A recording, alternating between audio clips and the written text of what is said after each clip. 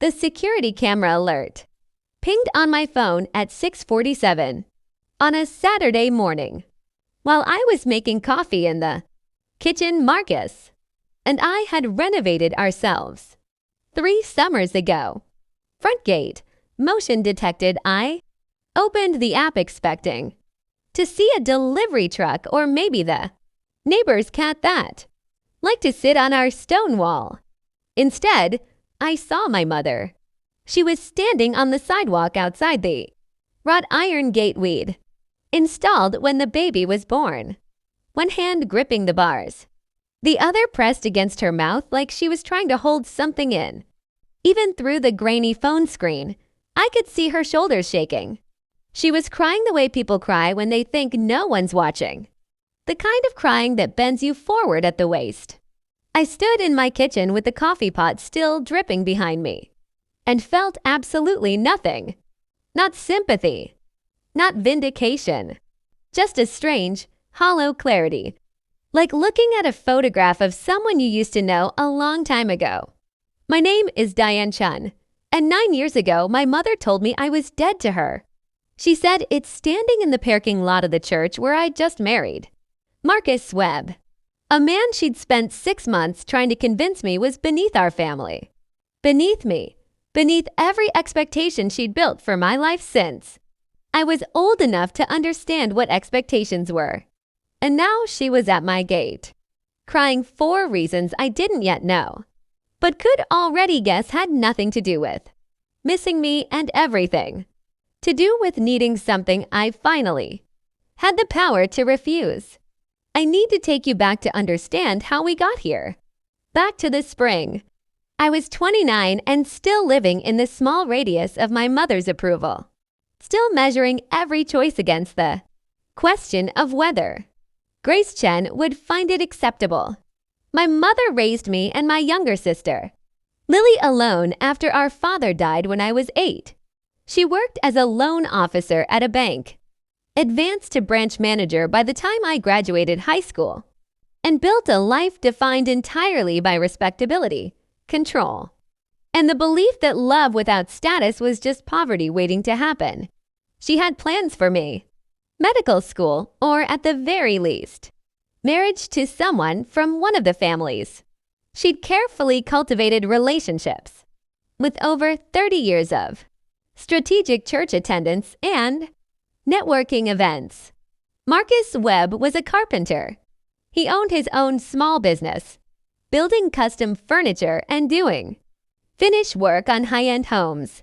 He had calloused hands, a degree from community college, a truck he'd bought used and maintained himself, and absolutely zero interest in impressing my mother.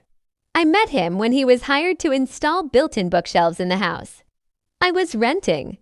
I fell in love with the quiet, methodical way he worked, the way he measured 3 times before making a single cut, the way he spoke about wood like it was something alive that deserved respect. When I told my mother I was dating him, she set her coffee cup down very carefully and said, "Dating is fine. Diane, just don't do anything foolish." When I told her 6 months later that Marcus had proposed, she stopped being careful. "You're throwing your life away," she said, not loudly, but with the kind of cold precision that lands harder than shouting. "I didn't sacrifice everything to raise you so you could marry a man who works with his hands. He builds beautiful things," I said. "He builds furniture," she corrected. "And you could have married a doctor." We had the same conversation in different variations for 3 months. She dangled every argument she could think of. What will people say? What kind of life can he give you? What happens when you have children and realize you can't afford private school? I tried reasoning, explaining, defending. Nothing moved her. She'd already decided who Marcus was based on his tax bracket and the lack of letters after his name. And no amount of evidence about his character was going to change her accounting. The week before the wedding, she called me to her house and delivered an ultimatum. If you marry him, you are making a choice. You're choosing him over your family, over me. I won't be able to support that. Support what? I asked a marriage to someone I love. A mistake, she said flatly. And I won't watch you make it. The wedding was small. We got married at a church we'd been attending together. A place my mother had never set foot in. Because it wasn't prestigious enough for her standards. Lily came, though she spent the whole ceremony looking uncomfortable. Caught between me and our mother. A few of my friends showed up. Marcus's family drove in from 2 states over. Warm and loud and wholly unlike the cold, curated gatherings I'd grown up attending. My mother arrived 15 minutes before the ceremony. Alone, wearing black like she was attending a funeral. She sat in the back row. She didn't smile. She didn't cry. When the officiant asked if anyone objected, I felt my whole body tense, but she said nothing. After this ceremony, as Marcus and I were greeting guests outside, she walked up to me in the parking lot. She didn't acknowledge Marcus, didn't look at him, just focused entirely on me with an expression I'd never seen before. Something past anger, something closer to erasure. You've made your choice, she said quietly. I hope it was worth it. You're dead to me now, Diane. Then she walked to her car and drove away. And I stood there in my secondhand wedding dress, feeling like the ground had opened up beneath me even as Marcus's hand tightened around mine, steady and certain and real. I want to be honest about something. The first year of being disowned doesn't feel like freedom. It feels like falling. I kept expecting her to call, to soften, to show up at our apartment with some small olive branch that would let us begin the slow work of repair. She never did. Lily called once, 3 weeks after the wedding, and said in a voice tight with discomfort, Mom's serious about this. She's removed your photos from the house. She told Aunt Susan you eloped and she doesn't know where you are. I'm 20 minutes away, I said. She knows exactly where I am. She's telling people you're gone. Lily said, I thought you should know. I thanked her and hung up. And Marcus found me crying at the kitchen table an hour later. Not because I was surprised, but because hearing it confirmed made it real in a way I hadn't been ready for. But here's what I learned in that first terrible year. When someone cuts you out of their life for choosing love over their approval, they're showing you that their love was always conditional. And conditional love isn't something you can negotiate your way back into by being good enough or successful, enough or sorry enough. It's a trapdoor that only opens one way. So I stopped trying to open it. I stopped calling. I stopped sending holiday cards. I stopped checking Lily's social media for updates about family gatherings I hadn't been invited to. I built a life with Marcus instead. We bought a small house in a neighborhood my mother would have called up and coming, which meant diverse and affordable and full of people actually living instead of performing. Marcus's business grew steadily. I went back to school part-time and got my teaching credential. Started working at an elementary school where most of the kids came from families that looked nothing like the ones my mother had spent her life trying to impress. We had a daughter, Emma, when I'd been married 5 years. I didn't tell my mother. I didn't send a birth announcement. I made the choice, quietly and deliberately, to build a family that didn't include the woman who'd taught me that family was something you earned through compliance rather than something you belong to simply by being born. And I was happy. Not in the uncomplicated way you're happy before you know what loss costs, but in the way you're happy when you've walked through fire and come out the other side with your hands still, capable of holding something beautiful. We installed security cameras when Emma turned 2, mostly because the neighborhood had a few break-ins and Marcus wanted me to feel safe when he was working late on job sites. For cameras, front gate, driveway, back door, and side yard. I'll link to an app on my phone with motion alerts and cloud storage. I barely thought about them after the first week. They were just there, humming quietly in the background of our life, recording nothing more interesting than Amazon deliveries and the mailman's daily route. Until that Saturday morning 9 years after my mother told me I was dead to her. When I opened the app and saw her crying at my gate, I watched the footage for a long moment, my coffee growing cold on the counter. She looked older, smaller than I remembered. Her hair more gray than the carefully maintained brown she'd always worn. She wasn't dressed for a performance the way she used to dress for everything. Just wearing jeans and a cardigan. No makeup that I could see. Looking like someone who'd left the house in a hurry, or maybe someone who'd stopped caring about appearances altogether. I saved the clip to my phone, not because I knew what I was going to do with it, but because 9 years of marriage too. Marcus had taught me his careful approach to problems. Document first, decide later. Then I called Lily. We'd maintained a distant, awkward relationship over the years. The kind where we exchanged pleasantries on birthdays and avoided anything deeper. She answered on the third ring. Diane, is everything okay? Is Mom okay? I asked, skipping past small talk. She's at my front gate. Silence. Then carefully. You have cameras. I have cameras.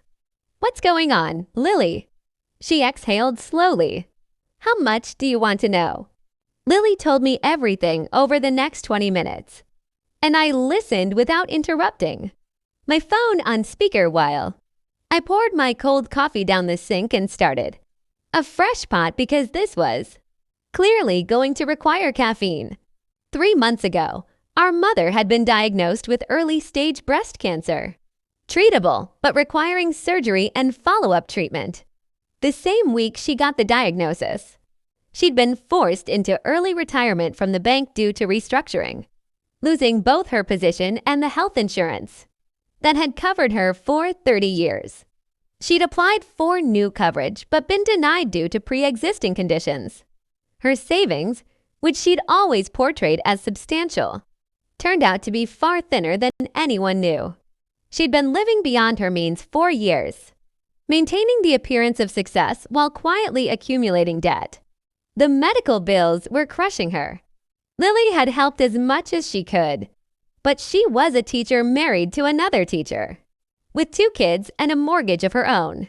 She's been asking about you, Lily said quietly. Asking what you do, where you live, whether you'd be in a position to help how?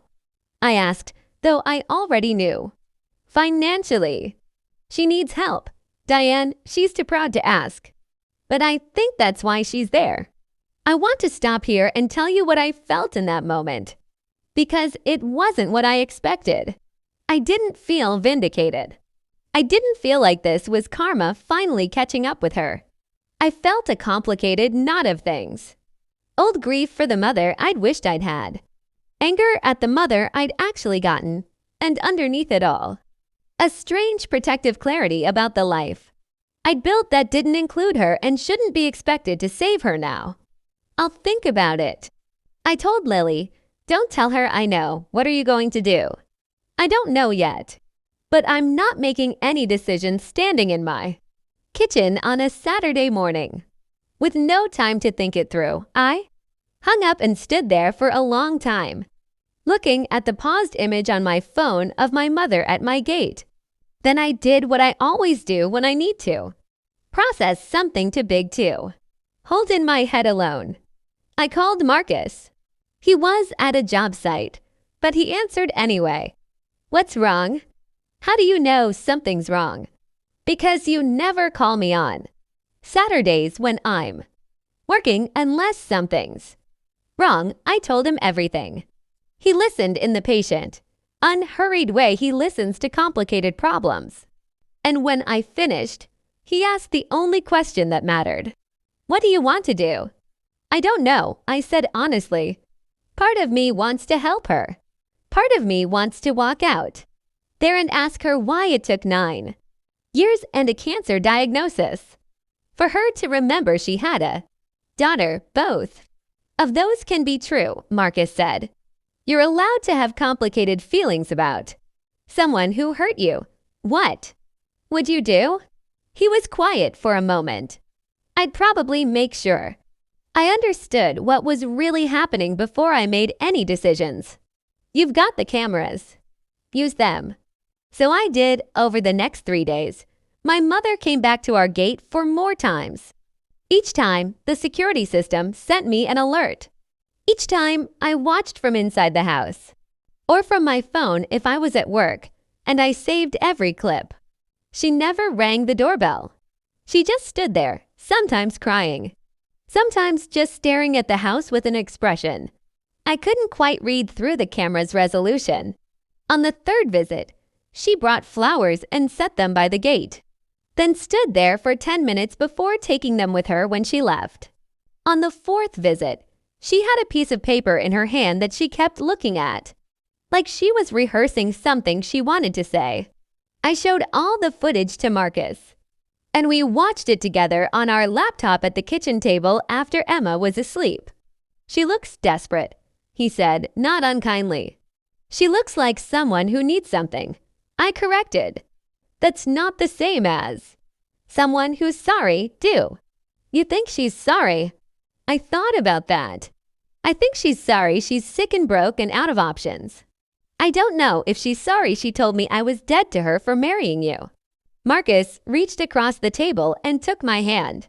Whatever you decide, I'm with you. But you don't owe her your piece just because she's run out of hers. I made an appointment to meet Lily for coffee the following Saturday. Neutral ground at a cafe neither of us had been to before. She looked tired when she arrived. The kind of tired that comes from carrying someone else's crisis while trying to manage your own life. Thank you for meeting me, she said, sliding into the booth across from me. I wasn't sure you would. I wanted to hear it from you, I said. What's really going on? She told me the same story she'd told me on the phone, with more detail this time. The medical bills, the lost insurance, the debt Mom had been hiding 4 years. Then she added something new. She's been talking about you more, asking if I think you'd see her if she apologized. Has she apologized? I asked. Lily looked down at her coffee. Not in so many words, but she's different now, smaller. I think being sick scared her, made her realize she might not have as much time as she thought to fix things, I repeated. Like what she said to me is something that can be fixed. She was wrong. Diane, we both know that. But she's still our mother. She stopped being my mother 9 years ago when she told me I was dead to her. I said quietly, I didn't make that choice. She did. Lily's eyes filled with tears. I know, but I'm watching her go through this alone and it's breaking my heart. And I don't know what to do. I can't afford to help her the way she needs.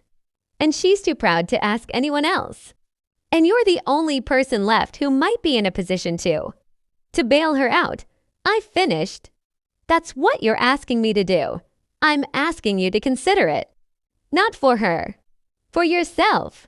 So you don't have to live with wondering if you could have helped and chose not to. I pulled out my phone and showed her the security footage. All of it, my mother at the gate, crying, bringing flowers, rehearsing whatever speech she'd written. Lily watched in silence, and when I stopped the last clip, she looked up at me with an expression I couldn't quite read. You've been watching her, she said. I've been documenting. I corrected. Because I learned a long time ago that the truth matters. And people remember things differently when it's convenient. I want a record of exactly what happened, not the story she tells herself later about how hard she tried to reconnect and how cruelly I refused her. Lily was quiet for a long moment. Then she said something I didn't expect. You sound like you've already decided. I have, I said. I'm not giving her money. I'm not bailing her out of the consequences of her choices. But I'm willing to talk to her. If she can tell me why she really wants to see me, and if she can do it without making it my responsibility to fix her life, she see that as cruel, Lily said. She see it as you punishing her. I'm not punishing her. I'm protecting myself and my family. There's a difference. I took a breath. You can tell her I'll meet her once in a public place, and she can say whatever she needs to say. But I'm not making any promises beyond listening. Lily nodded slowly. I'll tell her we finished our coffee in uncomfortable silence. And when we parted in the parking lot, she hugged me briefly and whispered, I'm sorry this is so hard. It was hard 9 years ago, I said. This is just the part where she's finally learning what dead to me actually costs. I met my mother the following Tuesday at a park near my house, a place I'd chosen deliberately because it had walking paths and open sightlines and no way for either of us to feel cornered. Marcus offered to come with me, but I told him I needed to do this alone. I brought my phone with a voice recorder running in my jacket pocket, not because I wanted to use it against her, but because I wanted a record of what was actually said, not what either of us would remember later when memory had been softened or sharpened by time. She was already there when I arrived, sitting on a bench near the fountain. And when she saw me walking toward her, she stood up so fast she nearly stumbled. We stood facing each other for a long moment, close enough to touch but neither of us moving to close that distance. She looked older up close, fragile in a way I'd never associated with Grace Chun. And for a moment, I felt the old instinct to soften, to comfort, to make this easier for her. Then I remembered standing in that church parking lot 9 years ago, and I held my ground. Diane, she said, and her voice broke on my name. Thank you for seeing me. Lily said you wanted to talk. I did. I do, she gestured to the bench. Can we sit? We sat, careful to leave space between us. And for a moment, neither of us spoke. Then she said, in a voice so quiet I almost didn't hear it, I was wrong. I waited. I didn't help her. I didn't make it easier. I just waited. I was wrong about Marcus, she continued. I was wrong about what I said to you. I was. I've spent 9 years being wrong, and I didn't know how to undo it. Why now? I asked. Because you're sick. Because you need help. Her face flushed. Lily told you. Lily told me everything. The cancer, the insurance, the debt. All of it. I'm not here for money, she said, but she wouldn't meet my eyes. Then what are you here for? I'm here because I'm 63 years old and I might be dying and I don't want to die having lost my daughter over my own pride.